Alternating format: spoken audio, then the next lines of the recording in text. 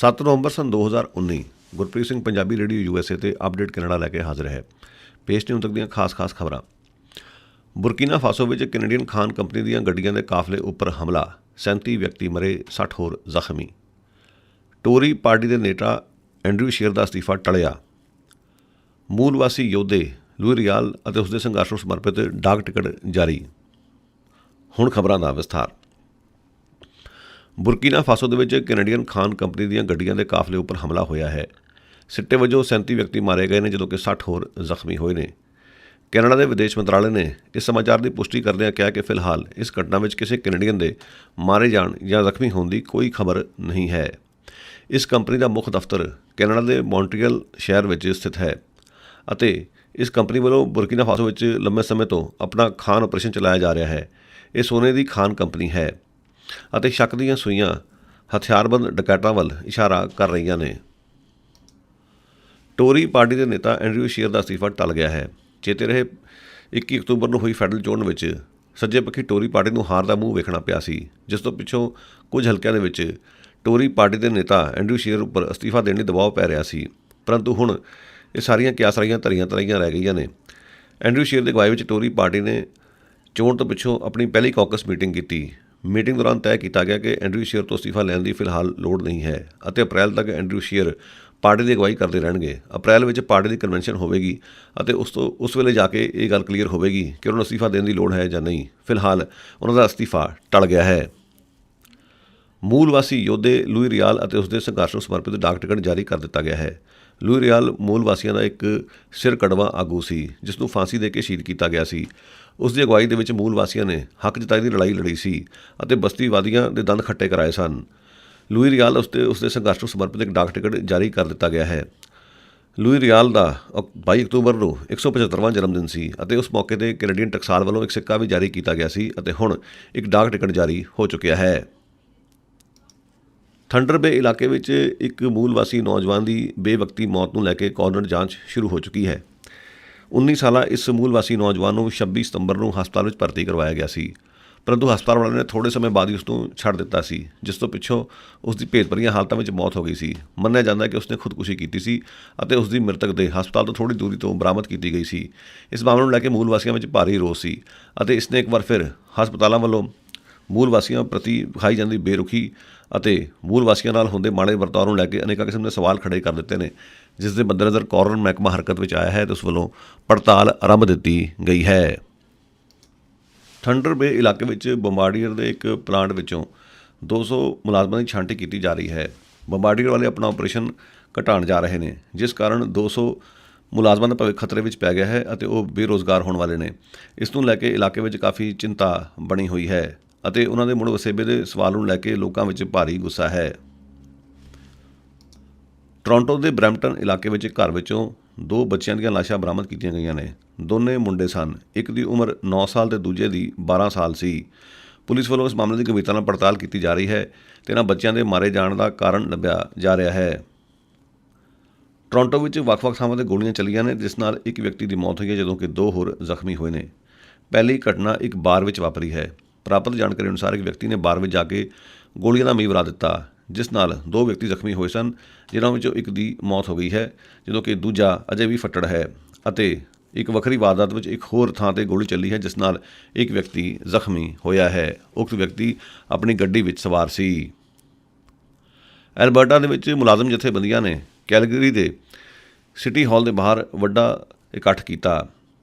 Alberta ਦੀ ਸੱਜੇ ਪੱਖੀ ਸਰਕਾਰ ਵੱਲੋਂ ਅਨੇਕਾਂ ਕਿਸਮ ਦੀਆਂ ਅਜਿਹੀਆਂ ਨੀਤੀਆਂ ਲਾਗੂ ਕੀਤੀਆਂ ਜਾ ਰਹੀਆਂ ਨੇ, ਜਿਸ ਨੂੰ ਲੈ ਕੇ ਮੁਲਾਜ਼ਮ ਜਥੇਬੰਦੀਆਂ ਵਿੱਚ ਭਾਰੀ ਰੋਸ ਹੈ। ਉਹਨਾਂ ਦਾ ਕਹਿਣਾ ਕਿ ਸੱਜੇ ਪੱਖੀ ਸਰਕਾਰ ਮੁਲਾਜ਼ਮਾਂ ਦੇ ਹੱਕਾਂ 'ਤੇ ਛਾਪੇ ਮਾਰ ਰਹੀ ਹੈ, ਜਿਸ ਕਾਰਨ ਮੁਲਾਜ਼ਮ ਜਥੇਬੰਦੀਆਂ ਵੱਲੋਂ ਸਰਕਾਰ ਦੇ ਖਿਲਾਫ ਸੰਘਰਸ਼ ਵਿੱਢ ਦਿੱਤਾ ਗਿਆ ਹੈ। ਇਸ ਕੜੀ ਦੇ ਵਿੱਚ ਕੈਲਗਰੀ ਦੇ ਸਿਟੀ ਹਾਲ ਦੇ ਬਾਹਰ 200 ਦੇ ਕਰੀਬ ਮੁਲਾਜ਼ਮਾਂ ਨੇ ਇਕੱਤਰ ਹੋ ਕੇ ਸਰਕਾਰ ਵਿਰੋਧੀ ਰੋਸ ਵਿਖਾਵਾ ਕੀਤਾ। ਐਲਬਰਟਾ ਵਿੱਚ ਹੋਏ ਇੱਕ ਸੜਕ ਹਾਦਸੇ 'ਚ ਇੱਕ ਵਿਅਕਤੀ ਦੀ ਮੌਤ ਹੋਈ ਹੈ। ਦੱਸਿਆ ਜਾਂਦਾ ਹੈ ਕਿ ਕੈਲਗਰੀ ਲਾਗੇ ਹਾਈਵੇ 1 ਦੇ ਉੱਤੇ ਇੱਕ ਟਰੱਕ ਤੇ ਘੋੜਿਆਂ ਨੂੰ ਲਿਜਾ ਰਿਹਾ ਇੱਕ ਟਰੱਕ ਟ੍ਰੇਲਰ ਆਪਸ ਵਿੱਚ ਭਿੜ ਗਏ। ਸਿੱਟੇ ਵਜੋਂ ਇੱਕ ਵਿਅਕਤੀ ਦੀ ਮੌਤ ਹੋਈ ਹੈ, ਜਦੋਂ ਕਿ ਇੱਕ ਹੋਰ ਜ਼ਖਮੀ ਹੋਇਆ ਹੈ। ਜ਼ਖਮੀ ਵਿਅਕਤੀ ਦੀ ਹਾਲਤ ਖਤਰੇ ਵਿੱਚ ਦੱਸੀ ਜਾ ਰਹੀ ਹੈ। BC ਦੇ ਵਿੱਚ ਬਿਨਾਂ ਡਰਾਈਵਰ ਵਾਲੀ ਕਾਰ ਨੂੰ ਗਲਤ ਲੇਨ ਵਿੱਚ ਜਾਂਦਿਆਂ ਵੇਖੇ ਜਾਣ ਤੋਂ ਪਿੱਛੋਂ ਲੋਕਾਂ ਵਿੱਚ ਭਾਰੀ ਰੋਸ ਹੈ। ਇਹ ਘਟਨਾ ਰਿਚਮੰਡ ਵਿੱਚ ਵਾਪਰੀ ਹੈ। ਪ੍ਰਾਪਤ ਜਾਣਕਾਰੀ ਅਨੁਸਾਰ ਟੈਸਲਾ ਵਾਲਿਆਂ ਦੀ ਇਹ ਬਿਨਾਂ ਡਰਾਈਵਰ ਵਾਲੀ ਕਾਰ ਰਿਚਮੰਡ ਦੇ ਮਾਲ ਵਿੱਚ ਘੁੰਮ ਫਿਰ ਰਹੀ ਸੀ। ਭਾਵੇਂ ਥੋੜ੍ਹੀ ਰਫ਼ਤਾਰ 'ਤੇ ਸੀ, ਪਰ ਜਿਸ ਤਰੀਕੇ ਨਾਲ ਉਹ ਗਲਤ ਲੇਨ ਵਿੱਚ ਜਾ ਵੜੀ, ਇਸ ਨੂੰ ਲੈ ਕੇ ਲੋਕਾਂ ਵਿੱਚ ਗੁੱਸਾ ਹੈ। ਕੁਝ ਲੋਕਾਂ ਨੇ ਇਸ ਦੀ ਵੀਡੀਓ ਬਣਾ ਦਿੱਤੀ, ਜਿਹੜੀ ਕਿ ਵਾਇਰਲ ਹੋ ਚੁੱਕੀ ਹੈ ਅਤੇ ਅਜਿਹੀਆਂ ਕਾਰਾਂ ਦੀ ਭਰੋਸੇਯੋਗਤਾ 'ਤੇ ਸਵਾਲੀਆ ਚਿੰਨ੍ਹ ਲੱਗ ਗਿਆ ਹੈ। BC ਦੇ ਐਂਗਲ ਮਾਊਂਟ ਇਲਾਕੇ ਵਿੱਚ ਇੱਕ ਘਰ ਵਿੱਚੋਂ 2 ਲਾਸ਼ਾਂ ਬਰਾਮਦ ਕੀਤੀਆਂ ਗਈਆਂ ਨੇ। ਪੁਲਿਸ ਦਾ ਮੰਨਣਾ ਹੈ ਕਿ ਮਾਮਲਾ ਪੂਰੀ ਤਰ੍ਹਾਂ ਸ਼ੱਕੀ ਹੈ। ਪੁਲਿਸ ਨੂੰ ਸ਼ੱਕ ਹੈ ਕਿ ਕਤਲ ਦਾ ਮਾਮਲਾ ਹੈ ਅਤੇ ਇਸ ਮਾਮਲੇ ਦੀ ਗੰਭੀਰਤਾ ਨਾਲ ਪੜਤਾਲ ਕੀਤੀ ਜਾ ਰਹੀ ਹੈ। ਵੈਨਕੂਵਰ ਦੇ ਵਿੱਚ ਜਾਪਾਨੀਆਂ ਦੇ ਇੱਕ ਪੁਰਾਣੇ ਸਕੂਲ ਨੂੰ ਵਿਰਾਸਤੀ ਇਮਾਰਤ ਦਾ ਦਰਜਾ ਦੇ ਦਿੱਤਾ ਗਿਆ ਹੈ। ਇਹ ਸਕੂਲ 1906 ਵਿੱਚ ਸਥਾਪਿਤ ਕੀਤਾ ਗਿਆ ਸੀ ਅਤੇ ਇੱਥੇ ਜਾਪਾਨੀ ਭਾਸ਼ਾ ਸਿਖਾਈ ਅਤੇ ਪੜ੍ਹਾਈ ਜਾਂਦੀ ਸੀ ਅਤੇ ਇੰਨੇ ਵਰ੍ਹੇ ਪਹਿਲਾਂ ਬਣੇ ਇਸ ਸਕੂਲ ਦੀ ਇਮਾਰਤ ਨੂੰ ਹੁਣ ਵਿਰਾਸਤੀ ਇਮਾਰਤ ਦਾ ਦਰਜਾ ਦੇ ਦਿੱਤਾ ਗਿਆ ਹੈ, ਜਿਸ ਨੂੰ ਲੈ ਕੇ ਜਾਪਾਨੀ ਭਾਈਚਾਰੇ ਵਿੱਚ ਕਾਫੀ ਉਤਸ਼ਾਹ ਹੈ ਅਤੇ ਖੁਸ਼ੀ ਦੀ ਲਹਿਰ ਦੌੜ ਗਈ ਹੈ। ਵੈਨਕੂਵਰ ਇਲਾਕੇ ਵਿੱਚ 16 C ਬੱਸਾਂ ਦੀ ਆਵਾਜਾਈ ਠੱਪ ਹੋ ਚੁੱਕੀ ਹੈ। ਚੇਤੇ ਰਹੇ C ਬੱਸ ਦੇ ਕਾਮੇ ਇਸ ਸਮੇਂ ਹੜਤਾਲ 'ਤੇ ਨੇ, ਜਿਸ ਕਾਰਨ C ਬੱਸਾਂ ਦੀ ਆਵਾਜਾਈ ਪ੍ਰਭਾਵਿਤ ਹੋਈ ਹੈ ਅਤੇ ਵੀਰਵਾਰ ਨੂੰ 16 C ਬੱਸਾਂ ਦੀ ਆਵਾਜਾਈ ਨੂੰ ਰੋਕ ਦਿੱਤਾ ਗਿਆ ਹੈ, ਜਿਸ ਕਾਰਨ ਆਉਣ ਜਾਣ ਵਾਲੇ ਲੋਕਾਂ ਨੂੰ ਦਿੱਕਤਾਂ ਆ ਰਹੀਆਂ ਨੇ। ਉੱਤਰੀ ਵੈਨਕੂਵਰ ਤੋਂ ਵੈਨਕੂਵਰ ਆਉਣ ਵਾਲੇ ਅਤੇ ਵੈਨਕੂਵਰ ਤੋਂ ਉੱਤਰੀ ਵੈਨਕੂਵਰ ਜਾਣ ਵਾਲੇ ਲੋਕ ਅਕਸਰ C ਬੱਸਾਂ ਦਾ ਇਸਤੇਮਾਲ ਕਰਦੇ ਨੇ ਅਤੇ C ਬੱਸਾਂ ਦੀ ਆਵਾਜਾਈ ਰੁਕਣ ਦੇ ਕਾਰਨ ਉਹਨਾਂ ਨੂੰ ਕੋਈ ਹੋਰ ਬਦਲਵੇਂ ਪ੍ਰਬੰਧ ਕਰਨੇ ਪੈਣਗੇ, ਜਿਸ ਕਾਰਨ ਉਹਨਾਂ ਵਿੱਚ ਰੋਸ ਹੈ। ਤੇ ਅੰਤ ਵਿੱਚ ਤਬਸਰਾ 11 ਨਵੰਬਰ ਆ ਰਹੀ ਹੈ ਅਤੇ ਉਸ ਦਿਨ ਪੂਰੇ ਕੈਨੇਡਾ ਵਿੱਚ ਰਿਮੈਂਬਰੈਂਸ ਡੇ ਮਨਾਇਆ ਜਾ ਰਿਹਾ ਹੈ। ਰਿਮੈਂਬਰੈਂਸ ਡੇ ਸ਼ਹੀਦ ਫੌਜੀਆਂ ਨੂੰ ਸਮਰਪਿਤ ਇੱਕ ਖਾਸ ਦਿਨ ਹੁੰਦਾ ਹੈ ਅਤੇ ਇਸ ਦਿਨ ਲੋਕ ਆਪਣੇ ਮੋਢਿਆਂ ਉੱਪਰ ਪੌਪੀ ਫੁੱਲ ਸਜਾਉਂਦੇ ਨੇ ਅਤੇ ਇਸ ਮੌਕੇ 'ਤੇ ਉਹਨਾਂ ਸ਼ਹੀਦ ਫੌਜੀਆਂ ਨੂੰ ਯਾਦ ਕੀਤਾ ਜਾਂਦਾ ਹੈ, ਜਿਨ੍ਹਾਂ ਨੇ ਪਹਿਲੀ ਅਤੇ ਦੂਜੀ ਸੰਸਾਰ ਜੰਗ ਸਮੇਂ ਆਪਣੀਆਂ ਜਾਨਾਂ ਦਿੱਤੀਆਂ ਸਨ। ਅਤੇ ਸਬੱਬ ਨਾਲ ਇਹਨਾਂ ਦਿਨਾਂ ਵਿੱਚ ਹੀ 1984 ਦੇ ਸਿੱਖ ਵਿਰੋਧੀ ਕਤਲੇਆਮ ਵੀ ਹੋਏ ਸਨ, ਜਿਸ ਦੌਰਾਨ 50 ਸਿੱਖ ਫੌਜੀਆਂ ਨੂੰ ਬੜੀ ਬੇਰਹਿਮੀ ਨਾਲ ਕੋਹ ਕੇ ਮਾਰ ਦਿੱਤਾ ਗਿਆ ਸੀ। ਸਿਤਮ ਵਾਲੀ ਗੱਲ ਇਹ ਹੈ ਕਿ ਰਿਮੈਂਬਰੈਂਸ ਡੇ 'ਤੇ ਉਹਨਾਂ ਫੌਜੀਆਂ ਨੂੰ ਕੋਈ ਯਾਦ ਨਹੀਂ ਕਰਦਾ ਅਤੇ ਇਸ ਦੇ ਲਈ ਭਾਈਚਾਰਿਆਂ ਨੂੰ ਚਾਹੀਦਾ ਹੈ ਕਿ ਵੱਧ ਚੜ੍ਹ ਕੇ ਪ੍ਰਚਾਰ ਕਰਨ ਅਤੇ ਆਪੋ ਆਪਣੇ ਚੁਣੇ ਹੋਏ ਨੁਮਾਇੰਦਿਆਂ ਨੂੰ ਇਸ ਬਾਰੇ ਵਿੱਚ ਦੱਸਣ, ਤਾਂ ਜੋ ਉਹਨਾਂ 50 ਸਿੱਖ ਫੌਜੀਆਂ ਬਾਰੇ ਵੀ ਰਿਮੈਂਬਰੈਂਸ ਡੇ ਦੇ ਮੌਕੇ 'ਤੇ ਕੋਈ ਗੱਲਬਾਤ ਅੱਗੇ ਤੋਰੀ ਜਾ ਸਕੇ। ਸਿਤਮ ਵਾਲੀ ਗੱਲ ਇਹ ਹੈ ਕਿ ਸਿਰਫ ਕੁਝ ਗੁਰੂ ਘਰਾਂ ਨੂੰ ਛੱਡ ਕੇ ਮੁੱਖ ਤੌਰ 'ਤੇ ਇਸ ਬਾਰੇ ਵਿੱਚ ਚੁੱਪੀ ਪਸਰੀ ਹੋਈ ਹੈ ਅਤੇ ਇਸ ਨੂੰ ਤੋੜਨ ਦਾ ਕੋਈ ਯਤਨ ਵੀ ਨਹੀਂ ਕੀਤਾ ਜਾ ਰਿਹਾ। ਇਸੇ ਦੌਰਾਨ BC ਦੀ NDP ਸਰਕਾਰ ਨੇ ਨਵੰਬਰ ਦੇ ਪਹਿਲੇ ਹਫ਼ਤੇ ਨੂੰ ਸਿੱਖ ਰਿਮੈਂਬਰੈਂਸ ਵੀਕ ਮੰਨਣ ਤੋਂ ਇਨਕਾਰ ਕਰ ਦਿੱਤਾ ਹੈ। ਇਸ ਸੰਬੰਧ ਵਿੱਚ ਰੈਡੀਕਲ ਦੇਸੀ ਵੱਲੋਂ BC ਸਰਕਾਰ ਕੋਲ ਇੱਕ ਅਰਜ਼ੀ ਭੇਜੀ ਗਈ ਸੀ ਅਤੇ ਕਿਹਾ ਗਿਆ ਸੀ ਕਿ ਇਸ ਸੰਬੰਧ ਵਿੱਚ ਐਲਾਨਨਾਮਾ ਜਾਰੀ ਕੀਤਾ ਜਾਵੇ। BC ਦੀ ਸਰਕਾਰ ਨੇ ਬਿਨਾਂ ਕੋਈ ਕਾਰਨ ਦਿੱਤੇ ਇਸ ਅਰਜ਼ੀ ਨੂੰ ਠੁਕਰਾ ਦਿੱਤਾ ਹੈ। ਸੰਭਵ ਹੈ ਕਿ ਸਾਰਾ ਕੁਝ ਭਾਰਤ ਸਰਕਾਰ ਦੇ ਦਬਾਅ ਹੇਠਾਂ ਹੋਇਆ ਹੋਵੇ। ਵੇਖਣ ਵਾਲੀ ਗੱਲ ਹੈ ਕਿ ਓਨਟਾਰੀਓ ਦੀ ਵਿਧਾਨ ਸਭਾ ਸਿੱਖ ਨਸਲਕੁਸ਼ੀ ਦਾ ਮਤਾ ਲਿਆ ਕੇ ਉਸ ਨੂੰ ਪਾਸ ਕਰ ਚੁੱਕੀ ਹੈ, ਜਦੋਂ ਕਿ ਫੈਡਰਲ NDP ਅਤੇ ਉਸ ਦੇ ਆਗੂ ਜਗਮੀਤ ਸਿੰਘ ਹਾਲ ਹੀ ਦੇ ਵਿੱਚ 1984 ਦੇ ਸਿੱਖ ਵਿਰੋਧੀ ਕਤਲੇਆਮ ਸੰਬੰਧ ਵਿੱਚ ਸਟੇਟਮੈਂਟ ਦੇ ਚੁੱਕੇ ਨੇ ਅਤੇ ਖੁੱਲ੍ਹ ਤੌਰ 'ਤੇ ਉਸ ਦੁਖਾਂਤ ਨੂੰ ਸਿੱਖ ਨਸਲਕੁਸ਼ੀ ਕਹਿੰਦੇ ਨੇ, ਪਰੰਤੂ BC ਦੀ ਸੱਤਾਧਾਰੀ NDP ਇਸ ਦੇ ਬਾਰੇ ਵਿੱਚ ਪੂਰੀ ਤਰ੍ਹਾਂ ਖਾਮੋਸ਼ ਹੈ। ਇਹ ਗੱਲ ਵੱਖਰੀ ਹੈ ਕਿ ਇਸ ਸਰਕਾਰ ਦੇ ਕੁਝ ਵਿਧਾਇਕਾਂ ਵੱਲੋਂ ਵਿਧਾਨ ਸਭਾ ਵਿੱਚ ਵੱਖਰੇ ਸਮਿਆਂ 'ਤੇ ਸਿੱਖ ਵਿਰੋਧੀ ਕਤਲੇਆਮ ਦੇ ਸੰਬੰਧ ਵਿੱਚ ਸਟੇਟਮੈਂਟਾਂ ਪੜ੍ਹੀਆਂ ਗਈਆਂ ਨੇ, ਪਰੰਤੂ ਉਹਨਾਂ ਵੱਲੋਂ ਬਿਨਾਂ ਕਿਸੇ ਕਾਰਨ ਦੇ ਇਸ ਅਰਜ਼ੀ ਨੂੰ ਰੱਦ ਕੀਤੇ ਜਾਣ ਨਾਲ ਅਨੇਕਾਂ ਕਿਸਮ ਦੇ ਸਵਾਲ ਖੜ੍ਹੇ ਹੋ ਚੁੱਕੇ ਨੇ।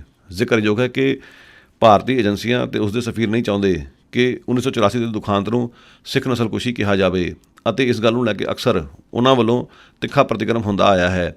ਇੱਥੋਂ ਤੱਕ ਕਿ ਜਗਮੀਤ ਸਿੰਘ ਦਾ ਭਾਰਤ ਦਾ ਵੀਜ਼ਾ ਵੀ ਰੋਕ ਦਿੱਤਾ ਗਿਆ ਸੀ। ਇਸ ਤੋਂ ਇਲਾਵਾ ਲਿਬਰਲ MP ਸੁਖ ਧਾਲੀਵਾਲ ਨੂੰ ਵੀ ਸਿੱਖ ਜੈਨੋਸਾਈਡ ਸੰਬੰਧੀ ਮੋਸ਼ਨ ਲੈ ਜਾਣ 'ਤੇ ਅਜਿਹੀਆਂ ਦਿੱਕਤਾਂ ਦਾ ਸਾਹਮਣਾ ਕਰਨਾ ਪਿਆ ਸੀ।